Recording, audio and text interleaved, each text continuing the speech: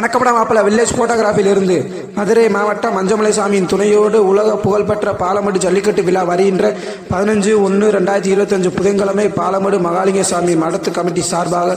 ஜல்லிக்கட்டு விழா மஞ்சமலை ஆற்றில் மிக சிறப்பாக நடைபெறும். வாடிவாசலை துள்ளி வரும் காளைக்கும் கட்டி அணைக்கும் வீரர்களுக்கும் வெற்றி பரிசுகள் வழங்கப்படும். ஜல்லிக்கட்டு நடத்த துள்ளிக்கட்டு வாரம் தெல்லிருந்தா நீ மல்லுக்கட்ட வாடா, புள்ளைய போல் வளர்த்து கூட்டிட்டு வாரம் திமிலை தொட்டு நீ காட்டிட்டு போடா வீரம்,